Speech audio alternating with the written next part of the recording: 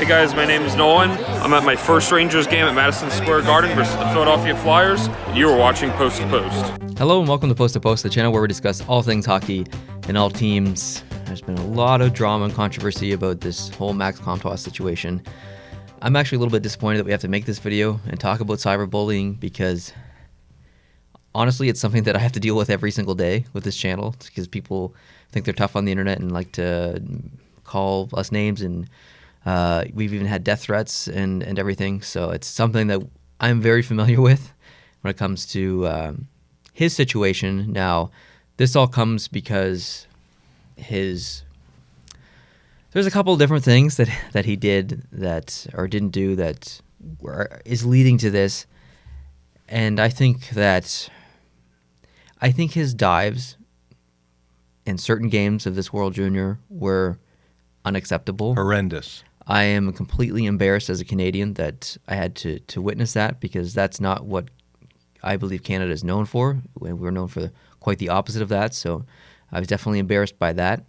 That being said, he is a kid.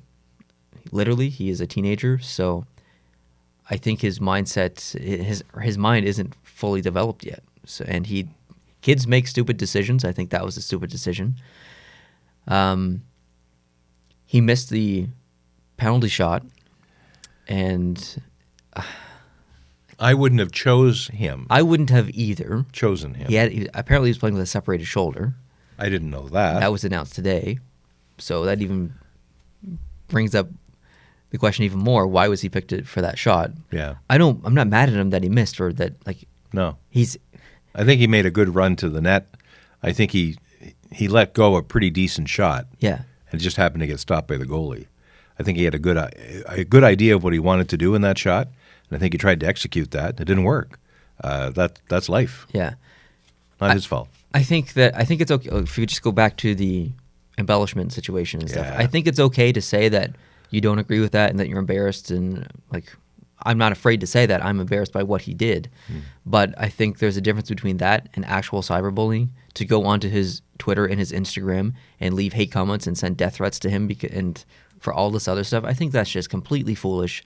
It's unacceptable, completely unacceptable. He's had to deal with just the pressure alone of everything, and now he has to deal with a bunch of people sitting behind their computer screens thinking that they know everything and they're tough and telling him to die and stuff. Like, seriously? Like, that? Come on. And I know a lot of people behind those screens are kids and don't know the consequences of what they're saying a lot of times, but still. But he's a kid too. And you're, as you say, we've gotten that kind of criticism, you specifically. You're old enough, and I'm definitely old enough, to handle that criticism and treat it with the degree of respect that it deserves, which is 0, and we know how to not let it bother us. But when you're 17, 18 years old and you get those comments, you're less equipped. Yeah. Your brain is less built to see the world in the big picture.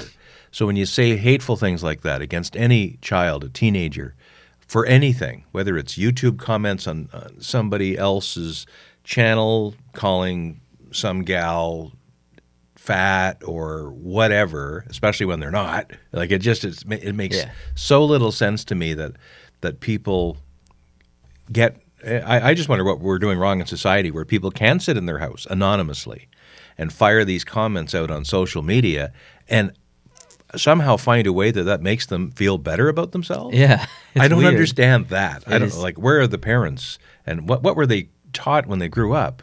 Exactly. Scary. And scary. Max Comtois can't respond to these because he's the monster. If he does. Exactly. He just can't. I don't care, so I respond to some of these comments when people leave, because I think I don't agree that you should just be able to leave a comment that's just complete and utter crap and death threats and call people names and stuff and just walk away from it. That'd be okay. So I respond to some of those and call people out a little bit. I have fun in the comments, but I understand why he can't. Yeah. So it's really frustrating that even happens. Cyberbullying does exist. It happens every single day, not just to us, not just to Max Comtois. And I'm not trying to make this about us. This video is about Max Comtois. But it happens to lots of people at home. I know some of you are watching this literally right now have been cyberbullied by other people, whether that's on YouTube or Twitter or Instagram or Discord or whatever. It happens every single day, and it's not okay. Like, it's like people say so many mean things on the internet that they would never say in person if the person was there in front of them. So why does it make it okay? Well, but what can we do about it? There's not much we can do. And that cat is long out of the bag, so we can't put it back in. But we have the ability to be anonymous, whereas in all of human society up until fairly recently, your name and your face went with everything that you did. There's accountability. There was accountability, and you had to wear your behavior for a certain period of time, or maybe till the day you died. Don't have to do that. You don't have to do that anymore. And I think it's unfortunate because, and I feel the same way, this is not a driving video, but if you were driving your car, you have some anonymity by virtue of the fact that your license plate is not necessarily tied to who you are. So unless you have a vanity plate that identifies you, Dr. Smith, or something like that, then you have some degree of anonymity even on the highway, and people don't treat each other with the respect they should when they're driving. Yeah.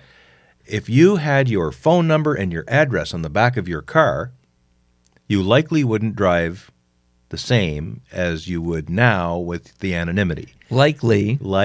But there's been some businesses. There are some around businesses, here. that have themselves emblazoned on all four surfaces of their vehicle and then do crazy things on the highway. And I think that what's happening there is the owner of the business, who thinks it's a good idea to have a roving billboard around town, forgets that they've got some 22-year-old ding-dong driving their delivery truck who's doing stupid things and giving their business a bad name. I understand what the point you're trying to make, though, and it was right. So on the internet, we can also have this anonymity, and it gives us a degree of false courage that we can say things and do things that we know we'd never get away with in a normal society.